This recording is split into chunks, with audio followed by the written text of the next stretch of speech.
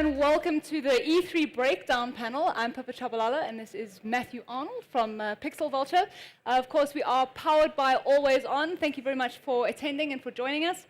We're going to be it's a bit of a loose discussion, I think, today. E3 happened last week in Los Angeles, and I think it's something that kind of dictates the flow of people's purchases, gaming purchases, console purchases, sort of for the next year, and this is more a discussion about the announcements that came out of it, because there were quite a few, quite significant announcements that came out of that panel, out of that conference. And what does that really mean for the South African market? What does it mean for if you're looking to buy a new console in terms of the games coming up? I mean, I kind of want to kick off with consoles. I think that that's sort of the big announcements really there. Yeah, I think just to jump straight in there, this year was kind of different because there were so many rumors leading up to E3, first of all, especially in the console area, where there was the talk about the PlayStation 4.5 or the new version of the PlayStation coming out. And then it did a big roundabout turn when Microsoft went and launched a whole bunch of stuff and told us about both the new Xbox One as well as the Project Scorpio. Scorpio coming out. Yeah, that for me was a really big announcement, and it's something that I find quite interesting. So I mean, Xbox One S, which is this new slimmed down version of the Xbox One, and then Project Scorpio, which also is set for release relatively soon. I think it was in 2017. Yeah. So why would I spend money on the Xbox One S if I've got something like Project Scorpio coming up? I don't know that I wouldn't just stick it out with my current Xbox One. Yeah, it's a bit strange to see what Microsoft is doing and what they're expecting us as gamers to be doing. They're saying your current Xbox One is perfectly fine, it's backward compatible, they're going to keep using it, but all of a sudden there's a new console that you're meant to buy in the next 12 months, and then it's going to be outdated because there's a new one launching after that. And I see there's this whole thing that they're starting to go towards the way PC gamers are, where you're having to upgrade equipment all the time, and there was some communication around the fact that we upgrade our smartphones every year or 2 years, but it's totally different when it comes to console gaming. It is, and interestingly, for many years, I was very much a PC gamer, and that was all. I mean, it's not that I didn't have consoles, I did, but I primarily played on PC. And in recent years, I've shifted much more towards the console arena. I know there's people here thinking heathen, but part of that also for me is I had children. Yeah. So the continuous out there, I think that happens with a PC in comparison to a console. Really, console is supposedly or used to be a once-off hardware purchase. Yeah. But now, thinking at all these things coming out, are you expected to spend, what was the Xbox One when it came out here? It was about 8,500 Rand, I think. So, am I expected to outlay 8,000 Rand there, now the Xbox One S, and then now Project Scorpio? I'm going to be paying all of that money. I don't know that that's necessarily, to me, I would stick it out. I wouldn't. And I think one of the things consoles have always had has been a sort of affordable way to get top-end gaming. So although 8,000 Rand or 7 or 6 is still expensive, it really is not the same as a top-end gaming PC. So now when you're talking Project Scorpio that has a lot of hardware packed into it, and they're talking about 6 teraflops and all of these great words that are coming out, but it really is going to be, what is the price point going to be for that? And is it at the price point of a premium PC? And if so, then it really puts itself in a difficult position. Yeah. Now, we also have joining us via live Skype chat Zoe Hawkins from Lazy Gamer. Zoe, what's your, hello, on the screen behind me. And I'm looking at this screen, and all I can basically see are your boobs, Zoe. Like this. What is your opinion on the whole Xbox One S Project Scorpio thing? I don't know what else to call it, thingy. Yeah, I think that we're actually starting the new generation of consoles. They don't want to call it that. They don't want to say that. They don't want to call it like PlayStation 5 or Xbox, 720 or whatever new number. But we're going to have a new PlayStation, a new Nintendo, a new Xbox. It's a new generation. That's essentially what it is. And I think at the pace that technology is going now, in the same way that we have to upgrade our PCs pretty often to, have top-of-the-range graphics, we're going to have to do the same with consoles, which makes me pretty sad. But from my perspective, I don't know that I would buy the Xbox One S. Would you hold out for Project Scorpio, or would you buy the Xbox One S in the because the other thing is we also know these things are all often delayed. So I mean, who knows? We could be, saying, "Oh, we'll hold on," but then Project Scorpio is pushed back by a year, 2 years. I mean, it happens. Right. We could have to wait for that, and I think also, the question is, I think overseas it's a lot more desirable now to buy the Slim or the S or whatever, or even an older Xbox, to say, okay, cool, I've been waiting for it to get cheaper. I'll now get the cheap older Xbox, and then get the Scorpio when that comes down in price. But locally, we're not really, getting that kind of price incentive. Yeah, I mean, I don't think that we're necessarily in a position to. I mean, it's not that things don't come down; they do, but I don't think that they really come down enough. For me to really sort of say, oh well, if I'm going to put it on my credit card and spend 4,000 rand, I might as well spend 5,000 rand. I mean, from that perspective, it seems a bit of a moot point. So then, of course, our other thing is the other announcements. I mean, in terms of the consoles, I mean, the PS4 Neo.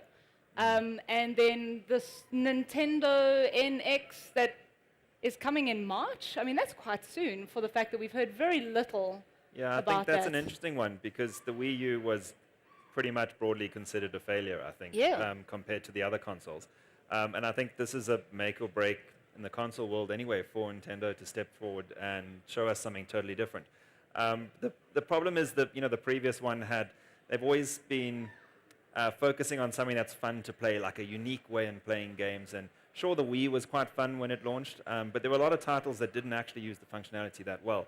And I think if Nintendo go down this route again, and we've seen leaks of controllers with screens on and that sort of thing, it's like, are they going to repeat the same problems that they had before? Yep. So I think this is really going to be interesting for them, and they really have to have a big swing if they want to compete with the other consoles.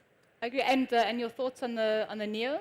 So I think that was interesting because there's this whole game of cat and mouse between Microsoft and Sony, and the fact that Sony decided at the front of their conference this year was not to talk about the Neo at all. When a month ago they had announced that they were working on this thing. Yep. So I think they had kind of heard that Microsoft was launching the Scorpio, and there was probably some differences in terms of the specs, and they decided just to keep it in the bag and work on it. I think if you watch the full Sony conference, towards the end, there was sort of a lack of anything interesting. They were probably keeping that portion to do a big hardware reveal, and I think they just stepped back from that for now. So I think it's really interesting at the moment. The PS4 has a slight hardware advantage over the Xbox One, and I don't think Sony wants to lose that going into the next generation. So it's pretty high-stake games that the guys are playing with. It's interesting. I was at E3 in 2013, which was, of course, a big Xbox One PS4 announcement. And that was exactly, I think, the mistake that Microsoft made at the time. That Sony, everyone knew they were going to announce. Xbox was like, no. And then all of a sudden, there was this very unprepared announcement. And, of course, all this, from a news perspective, everything blew up, but it wasn't necessarily handled in the right way. And so I think that was probably a wise choice on Sony's part there. Yeah, so, I guess that makes sense. So, Zoe, any last thoughts on consoles before I move on to onto the gaming, the game releases aspect of that? Well, I think maybe as a segue to just talk about Zelda, because that's going to maybe be. I'm getting there. I'm getting there. We're gonna. I know, but it's going to make me buy the new Nintendo console. Like I bought my Wii U for Zombie U, and I think I'm gonna. Actually, I agree with you completely. That's it. Zombie U and the Wii U is like the only game that I actually was really like, wow. That's cool. I like the concept. I don't know how successful it was, but I really like the concept. So actually, okay, that is a good point. Zelda and the Nintendo NX. Yeah, that game looks gorgeous. That game looks incredible.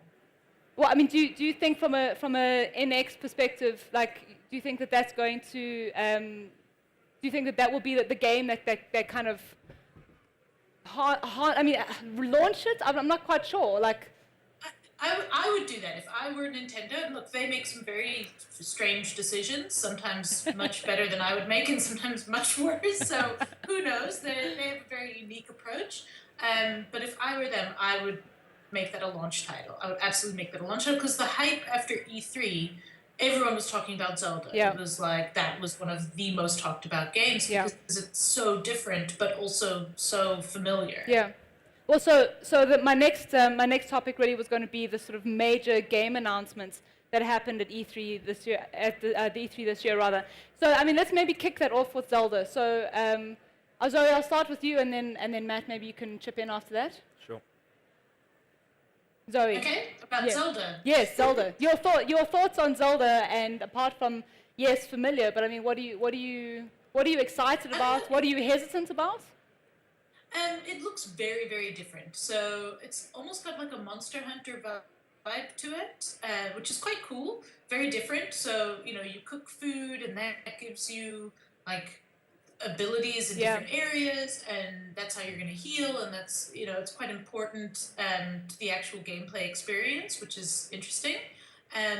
But just in general, the look and feel of the game still feels familiar. You're still in Hyrule. Like, it still is definitely a Zelda game, but it's going to have some really different gameplay. So I think they're going to pull it off. I mean, I think that trailer just blew my mind. It really did. The trailer was amazing. Yeah. But I think they have to really deliver a top-notch game if it's going to be their console-selling title. Yeah. And Matt, your thoughts?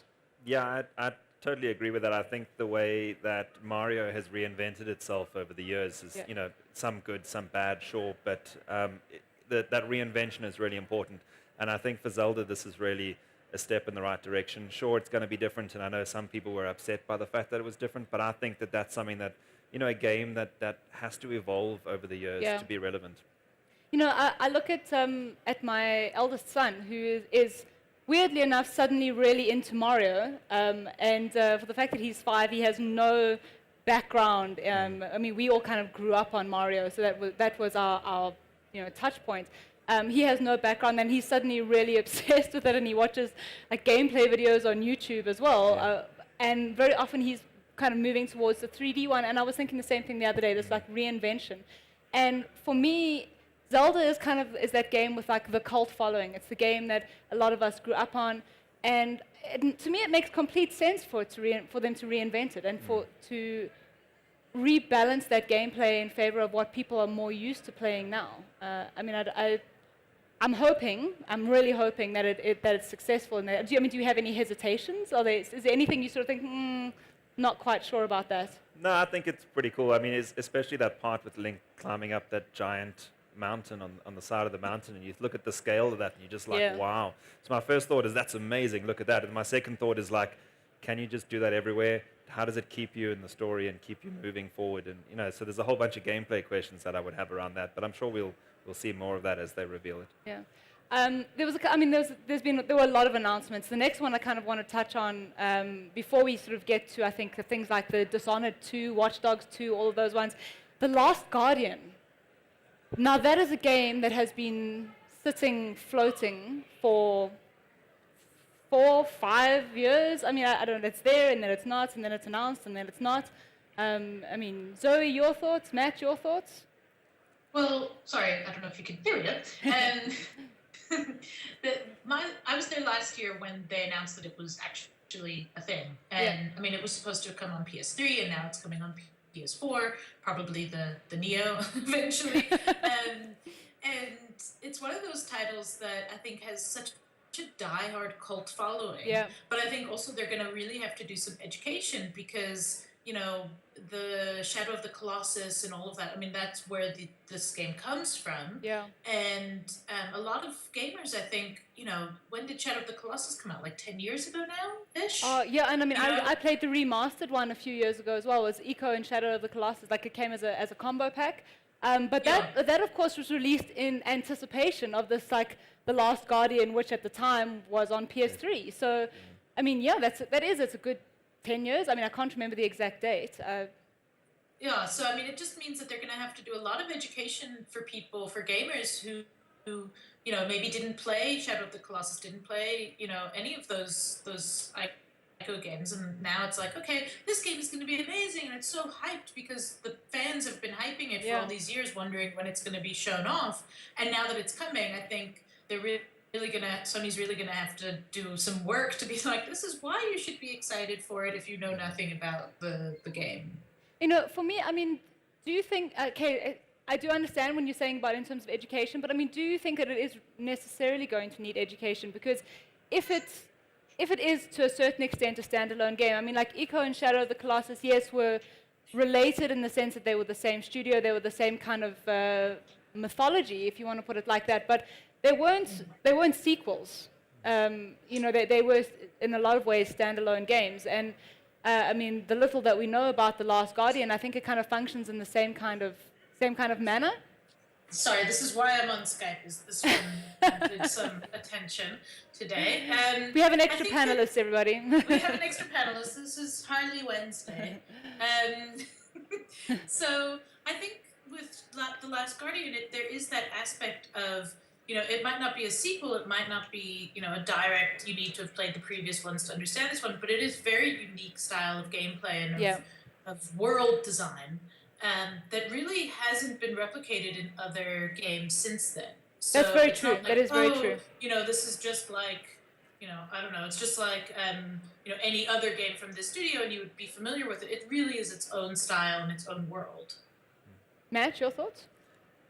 Yeah, I haven't been part of the sort of cult following of the games, so and I haven't played the other ones. So yeah, I guess I would be one of those people that is straight into the franchise. You either need the education or you So I'll keen to give it a fresh perspective. From a trailer perspective, what are your thoughts on the trailer? Because again, this is a game that has been hyped over a lot of years, and sometimes people look and they're like, not really sure that it deserves the hype. You see, the thing is that the trailer looks really interesting. I think the story-driven elements and the characters themselves look like there's a lot to get hold of. But I don't really know too much about the gameplay, to be honest. I'm not sure what to expect when playing the game, and I think a lot of people are probably looking at it like that.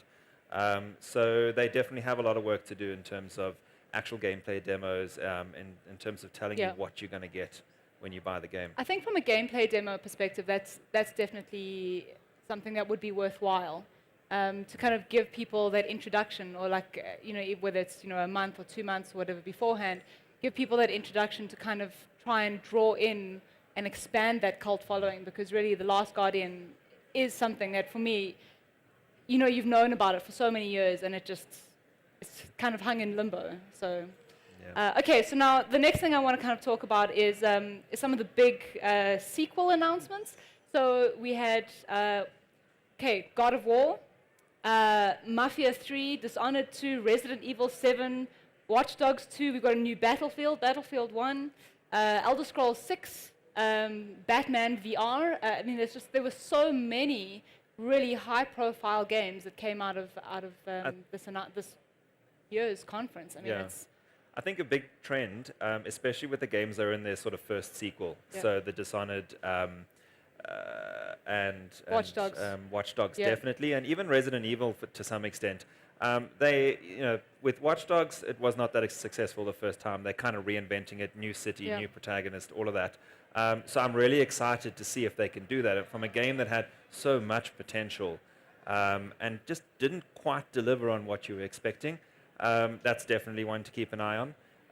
And the same with Dishonored as well. I think I didn't really enjoy the first game that much, although I could see the potential of the game. It just really didn't quite work for me. You see, that's interesting, because I really enjoyed the first Watch Dogs. I get what you're saying, that I think that there were some things that perhaps could have been done a little bit better, but I really enjoyed the first one. So, yes, I mean, I would definitely play the sequel anyway. I mean, I love the universe in the first one, so why would I not play the second one? But in much the same way that games like The Witcher, for example, have completely redesigned themselves in between games, there is also a certain level of sort of hesitancy that comes there, because you think, don't break it. Exactly. Well, it was only a little bit broken. Is it going to become more broken, or are you going to really fix it from that perspective? Yeah. For me, I think there were moments in Watch Dogs where you really felt like in the beginning when you hacked the stadium and all the lights went off, and that sort of thing I really enjoyed. And then I felt that there were too few of those moments throughout the game. I agree. I do think that is a fair assessment. I mean, sort of towards the end, it became a little bit like same old, and there weren't any of these sort of massive moments where you thought, wow, that's awesome, because it was something that was really difficult to do or required a lot of different moving parts that all kind of had to come together for that. But I'm really looking forward to the second one. That's very high on my Yeah, list. I think the focus for the second one being a lot more on hacking as Yeah. a hacker culture type game. I think that's the right direction, and that's what got me excited about the first one. And then, so I'd love to see it explored deeper. Zoe, I mean, what are your thoughts on Watch Dogs? Maybe like the transition between the first to the second, and also on Dishonored. I'm also really keen for Watch Dogs too, and I agree that the increased focus on hacking is what really is getting me excited for this one, because that's what I wanted in the first one. It felt to me sort of like the thinking man's open world sandbox, that you could do everything from your smartphone and be this hacker on the go. It just seemed really interesting to me, and then it became like gunplay and the usual sort of modern sandbox game, and I was a bit let down by that. Plus, that main character had the personality of a wet towel. So this time around, they have a much more interesting protagonist, a much more interesting sort of vibe going. They're getting rid of towers, so you don't hack a tower to reveal the map. That sort of stuff is really interesting. They're taking it in a new direction, and I really like that. And your thoughts on Dishonored? Same. I didn't really get into the first one, so I'm keen to see what they do with the second one, but it's not one of those franchises, for me anyway, that I'm like, oh, don't mess it up, or don't do this, or don't do that. I'm kind of like, oh, okay. I'm just kind of watching with a bit of I mean, certainly of the two of those, for me, Watch Dogs is the one that I'm more excited about. I mean, like for a second sequel, Watch Dogs is the one that I'm like, yes, I want to play that. I think in Dishonored 2, there seems to be a lot of really cool magic-y type unknown elements in a lot of the trailers, in that gameplay trailer that they showed. And I'm not sure quite how that lives in the story, but it looks quite interesting. So I'm definitely interested to find out what's going to happen with that, how that affects the gameplay. And if it can give us a really powerful and unique story, then it's something that, the gameplay has always been good. So the fact that you can take 10 different routes to solve the same mission, that's great. But the story that really ties you, the reason for doing that, and the variation in those is key. So the next game I want to talk about is one that I have never been a part of that cult following for this. I enjoy playing it, but it's not one that I'm like, oh my god, is God of War. So now God of War, we come back for what's number 5? No, because there's also been a couple of spin-offs. I can't remember all of them. But your thoughts on God of War? So I've also never been a huge God of War fan. I think I was definitely going through my Xbox 360 stage when a lot of the big God of Wars were coming out. But having watched the trailer that they showed, I mean, it looked amazing. So a totally different take on the series, and you see a much older Kratos and his child that he's going through, and they're kind of doing the story where they're trying to hunt a deer, but all these great massive events are happening around them, and I think that really got my attention. And I thought, hang on, this is a game that before, if you'd said there's a new God of War coming out, I would have thought, nah. See, before, I always kind of felt it's very much like, to a large extent, button bashing. I mean, like, yeah, perhaps timed button bashing, but button bashing nonetheless. It's like hack and slash, press. I kind of make my way. I mean, yes, some levels are more difficult than others, but I mean, it could have been, to a large extent, any game. And the mythology was always something I was really interested in, but it was never something that really grabbed me. Whereas I did find this new trailer was something that actually piqued my interest. Yeah, I think they did a really good job of setting that up. They, of turning the game around again. It's that theme of sort of reinventing. And for them, it seems to have worked. There's been a lot of really good press around it, a lot of coverage, and I'm definitely excited to play it. Zoe, your thoughts on God of War? I mean, like, I don't know. We were saying it hasn't been really high on our priority list, but I mean, is it something that was always brought up there for you, or also? I think it's kind of, for me anyway, like, it wasn't a big title for me. It wasn't one of my favorites, but I think it's a really interesting metaphor for the gaming industry in general. Because, like, if you think of, at least for me, like, the old God of War games were lots of button bashing, lots of gore, and lots of sex, and like women in scantily clad outfits and stuff, and that was fun. But now God of War has grown up, Kratos has grown up, gamers have grown up, and now it's like Dad of War. And he's gonna all new Dad of War. And now he's passing it on to his son, and it's kind of like, if I think about how old a lot of my friends were when they originally were playing these games, and now a lot of them do have kids, and it's kind of like, actually playing on that shift in gamers in general. That's a really nice point. It's not something that I immediately thought of, but I suppose it is a really good point that like now this change, not only change in the game, but to change in the people making the game really, and it does impact on that kind of stuff. And I suppose perhaps that's why the trailer now is that much more engaging and intriguing, because the people making it really have sort of taken that to the next level as they've gone to the next level in their development as well. Yeah, maybe it's some Yeah, it's- really smart market research that they've done. Introducing Dad of War, everybody. Challenging anyone out there to make that game. I'd really like to see it.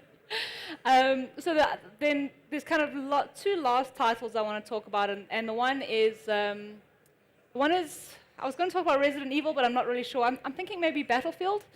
So I don't know. We'll just talk about both. So, so Resident Evil is a game that has evolved a lot since the first one. I mean, it's been through all the controversy with the, black gamers in Africa. I mean, like the black zombies in Africa and racism, and then changed completely to another genre. And then sometimes you can walk in fire, and sometimes you can't walk in fire, and then gameplay and this. And I always kind of just feel a little bit like it's a bit dramatic for me. I enjoy playing it, but I don't like not like being able to walk in fire at the same time. So I generally lose interest about halfway through and stop playing.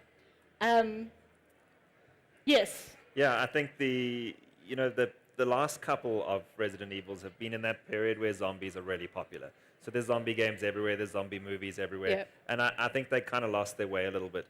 And what's really interesting about this Resident Evil 7 is the sort of going back to the roots of some of their first games, which is really a survival horror at its base. Zombies possibly on the back burner, but Yeah. more about the actual you in the environment and what you're faced with. And I think the fact that it's coming out on VR looks amazing. I mean, watching that trailer, I thought there's no ways I would ever play that on VR. It looks absolutely like at night, all alone. I'll put this out there. I'm not great with survival horror games in general. One of the first ones I ever played was Silent Hill, and I had to play it with my husband, well, my boyfriend at the time. But like, basically, I used to solve the puzzles, and he used to play the game because I was too scared to play. I would just get too frightened. So I'd be like, okay, I'll sit behind him, and then when like the things would start to crawl, I'd be like, no, okay, you play that, but I'll walk out the room. I'll come back when you're done. So I kind of feel the same way about Resident Evil. I'm not great with survival horror, and I certainly would not play it on VR. But that said, I know a lot of people who love survival horror, and to me, that is the logical next step, is a VR version of that. Yeah. Yeah. And I think that's, going back to the sort of console discussion, that is a big thing with Sony VR coming out, and, Yep. and definitely the steps that's been having on sort of PC platforms. But it really is, I think, something that's very exciting. The biggest problem with those platforms is having the content, and we're starting to see the content come now. And things like this it's a perfect scenario for a VR game. So I am actually going to skip Battlefield, because the next thing I want to talk about then is VR, and Batman VR, and of course Resident Evil. So Zoe, I'm going to jump to you first. Your thoughts on the VR announcements at E3? Well, I'm very keen on the VR stuff. When I got face on with it, it blew my mind. Like, I really thought it was a gimmick, and then when I experienced it for myself, I really got into it. And funny enough, last year at E3, when I did VR with PlayStation, they had me do a kitchen demo, which is now Resident Evil, which just was the most terrifying thing I've ever done. So yeah, I needed new pants after that day at E3. But what's funny though is, like, I don't necessarily know that they should have put it in the Resident Evil stable, because for me, I love Resident Evil. Resident Evil 2 is one of my all-time favorite experiences.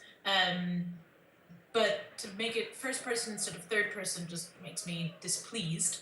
But as a VR title, if they just released it solely as VR, I'd be happy. But I think in general, we're seeing stuff that's more than just a tech demo now. It used to be, here's VR, sit on this chair and pretend you're riding a roller coaster, or, pretend you're doing whatever, it might be. And now we're seeing a lot more of actual games that you can play. And I think that PlayStation VR is securing itself as the leader in that regard. Like, as much as I'm keen on an Oculus, I'm keen on, the other headsets, it's really the PlayStation 1 that I'm gunning for. And that seems to have the most interesting content. I mean, I'd really, want to play Resident Evil. I'd want to play Batman. There's a game called London Heist that was Yeah. incredible on PlayStation VR. Absolutely amazing. I loved it. So, I mean, it's those kinds of titles that make it worthwhile. But again, we come back to what we started with of the pricing because, depending how much it costs, I don't know that I'd be willing to spend 7 or 8 grand on, half an hour of gameplay before I need to take a break type thing. Yeah, so I mean, I know I agree 100%, and I'm certainly on the price points. But okay, so Batman VR, your thoughts on that? Because Batman is actually one of my favorite titles, and yet this is something that I'm not entirely sure how I feel about this. Like, it looks cool, but at the same time, I don't know. Again, you're not really sure. Like, is it going to ruin it? Is it going to be cool? How's it going to work? So first up, flying around like a bat with a cape in VR sounds amazing. So big ticks on that side. How can you go wrong with that? Okay. But then there's things like combat and how do they handle that? I think that's something that the game, the Batman series has been really good at. And that's one of the big questions for me. I think that actually, I mean, I agree. That's one of the strengths of the Batman series is that sort of the combat, and a lot of other games have copied that same style. So yeah, I agree. I mean, I think that it could be really awesome from a virtual reality perspective. Do you need a giant space that you're not knocking things over while you're like getting too immersed and flying around and spinning and kicking and that sort of thing? Is it something that is actually accessible that you can sit on the couch and play? Yeah, I mean, we've kind of had the same argument with things like the Kinect as well in terms of like the amount of space needed in order to be able to do certain things. How does it work? How do you walk around? How does that interaction work? And I think that that's something that people have really struggled with sort of over the years is finding the balance between those. I mean, I can't remember. Zoe, was it Zombie U where you used to have to lift your foot to walk forward? Was one of them. Some like weird game. It wasn't. Yeah, Zombie U. You had that you used the Wii pad and you would look in your backpack and stuff like that. So there was some integration, but it wasn't with walking. But I remember there was one game that you used to have to like stand on one foot in order to be able to walk forward, and it was the most weird and disconcerting thing. And it's one of those reasons I think perhaps I've always kind of steered away from a lot of that stuff because it's just it's not intuitive. And I think that's where they can be really creative and do so well with it, but they have to be smart about it. Like London Heist. When I had the PlayStation Move controllers, and I remember you could reload and shoot guys in a car. And so you're sitting, you don't have that sort of disconnect between trying to walk or get around somewhere. So you're stuck in a confined space. But because I was in the car, I actually knocked out the window and could shoot behind me and stuff like that. So it was very immersive, but still, you could sit on your couch essentially and play the game. Yeah. So my last is there something else? No? You're good? No, just... Okay. No. So my last kind of point is the things that I think were perhaps missing from E3, perhaps announcements that you wanted to see more of. I mean, I've got a couple from my side that I would really like to have seen more of No Man's Sky, particularly because the release date has been pushed back now. Yeah, that's a bit worrying. And yeah, exactly. And so that was the one that I was kind of looking forward to seeing a little bit more about, and nothing. Dead Island 2 was another one. But was there anything that perhaps, you wanted to see that either there was very little talk about or nothing at all? So I think one of the things I was disappointed about, although I game in a whole bunch of different categories, one of the big things for me is FIFA every year, and I felt that there just wasn't much, that really what was new, not much. And I'm sure they will show some stuff over time, but just focusing on the career mode really didn't hit home for me, so I would have liked to have seen a lot more than that. And then I think the No Man's Sky one is definitely a big one. I'm quite concerned about the fact that it's, they've shown a lot of gameplay actually over the last 12 months. So I suppose that they have done a good job there. But nothing at E3, hot on the heels of the announcement that it's been pushed back, is quite concerning. I mean, in the grander scheme of things, because it was already like, no, it's coming out. Oh no, actually it's been delayed, and so you would kind of think, oh well, they'll make an announcement here or show some updated gameplay or something like that, and not nothing. A peep. Yeah, that was rather strange. Yeah. Zoe, anything that you thought maybe you wanted to see that didn't make an appearance? Mass Effect. They didn't show me nearly enough Mass Effect. I was so upset. I know they're kind of stringing me along till N7 Day and all of that, but I was very upset. They were like, here's making of video. And, no. Like here's I a want the teaser, but I don't want a trailer. teaser. I want gameplay. Damn it! Exactly. I was actually quite surprised because typically by now they would have had at least a behind closed doors demo or something at Yeah. E3 for people to see, and there was nothing. It was, here's our teaser, keep waiting, and so that was disappointing. Especially considering how many rumors and things there've been Yeah. around Mass Yeah. Effect and the jetpacks, and it would have been a great opportunity to set some of that straight. Yeah, that would have been incredible. Which I know is never going to happen. We lost a little bit of the sound there. Can you just repeat that last bit? Sorry, I'm still holding out hope for Beyond Good and Evil 2 as well from Ubisoft. One day they will show it to me. And then I had the same hope with the No Man's Sky thing. But then it turns out that they were in a secret lawsuit about the use of the word sky. So I suppose they were just waiting for... Oh, geez, okay. I completely missed that. I'm not quite sure how, but... Yeah. Oh, right, all right. Sky, in the UK was Sky suing TV. them saying, we own the word sky. What? So, so they had to, and it's quite a serious thing because that's why Microsoft changed from SkyDrive to OneDrive. Yeah, I remember that, yeah. So, But I mean, No Man's Sky, that's ridiculous. I'm sorry, you can't own the word sky. That's just stupid. Well, apparently. It's not like they're even remotely close to being the same No, type it's not of even like they're in product. the same industry. I mean, No. that's an incredibly stupid... Anyway, okay, moving on. Anything else? Because otherwise I'm going to open it up to the floor for questions. Go for it. Good. We good? Yep. Okay, so we're just going to open up to the floor for questions quickly. Maybe something you guys want to chat about or ask a question on something. Good? Yes?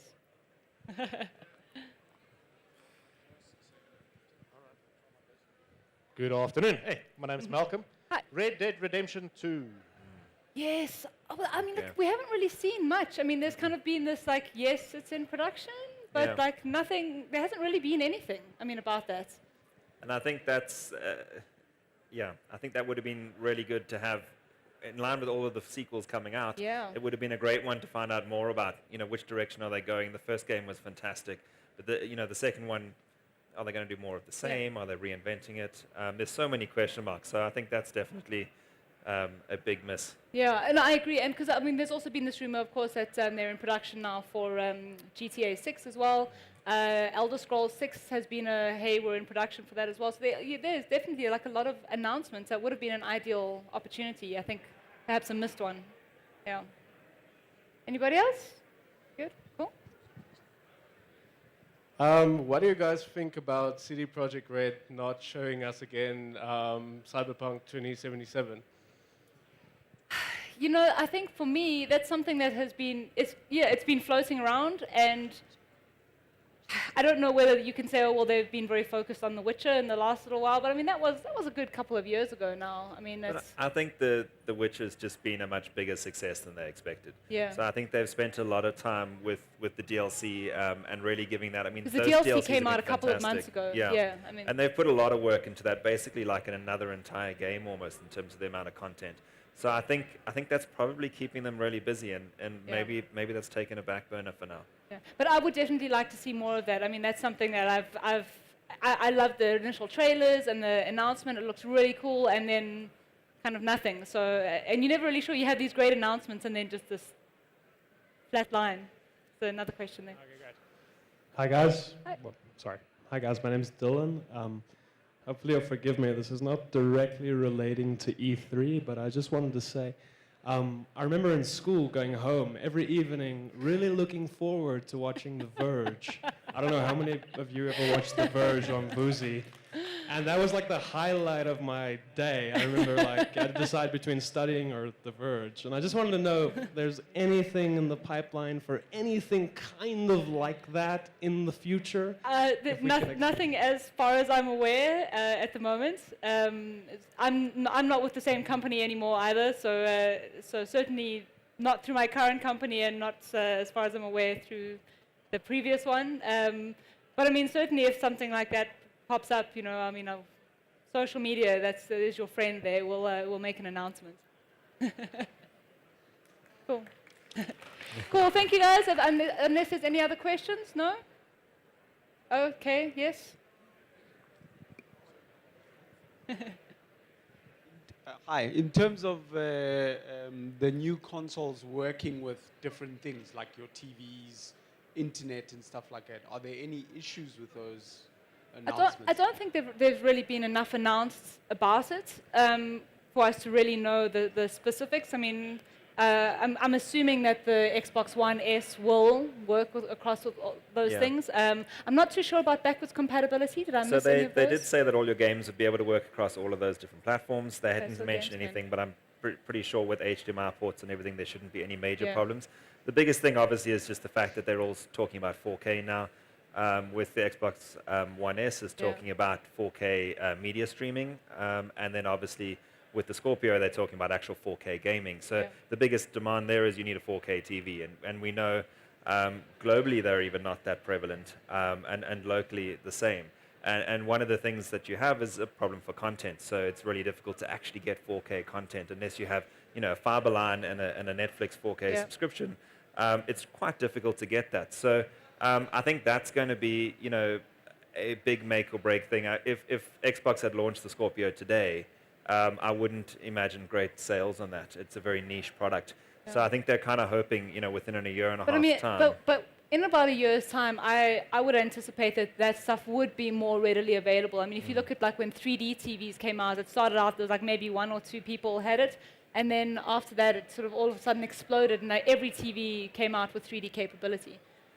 So if you're going to be spending the money on a big TV like that, you might as well spend the money on a 4K TV or wait 6 months and wait for the prices to drop and then spend the money on a 4K TV. But I can't see that they wouldn't come out with that. I mean, it must be coming. I mean, that's, yeah. Cool. Hi guys.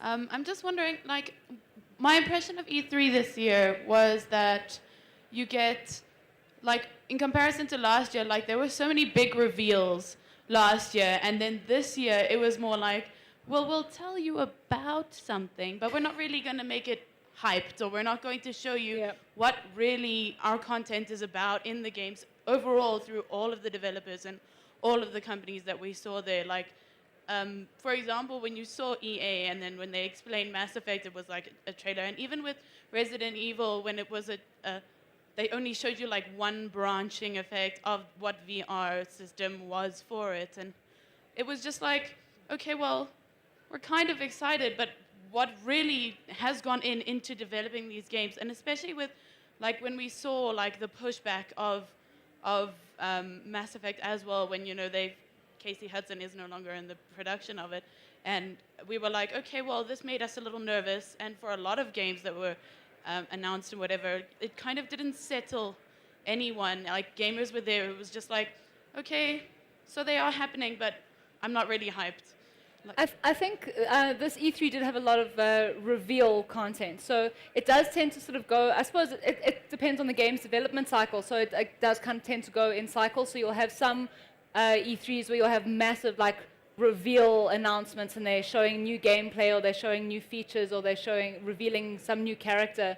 But the game would have had to have been in development for a while to kind of reach that point. So at this stage, these are all announcement trailers, really. They're announcing a lot of new upcoming IPs, but they're not really showing a lot of that because I suppose there isn't that much to show. I mean, that's my thought on it. I don't know if you have a different I kind perspective. of wonder if the publishers are feeling a little bit worried around hyping games up. And I think there's one thing to hype a game dramatically, sell a whole bunch of copies on the opening weekend, and then it tapers off and you get bad reviews because it wasn't what was promised. Yeah. So, I think that if you look at the sort of indie games that have massive hits, there's something you didn't know about at all. It just came out of nowhere. It was an amazing game, lots of fun to play. I would, it's a fine line to balance between generating enough demand and interest in your game and not totally overhyping it. So I think a lot of the guys are probably in between there. And there's also a lot of changes to E3 this year where a lot of publishers have got their own conferences now throughout the year. And I think they're probably saving some stuff back to show when they've got the agree. stage to themselves where they don't have to fight with 50 other games at the same time. So I think if you keep an eye on coverage over the next 5 months or so, you'll probably start to see that type of thing that you haven't so far. Yeah. Well, we're going to have to wrap it up there. Thank you so much, everyone, for coming. Zoe, thanks for joining us. Matt, thanks for joining us. And yeah, be sure to join us again tomorrow. We've got a whole lot more conferences, of course, powered by Always On. Thanks very much, guys. Enjoy the rest of your day. Thank you so much for watching. This is Les Allen from GeekXP, the engine for the South African geek community. If you really like this video, please do us a favor and just click the like button down below. And if you want to get the latest updates on all of our videos coming through to the GeekXP channel, please click subscribe. Thanks very much, guys. We'll see you soon.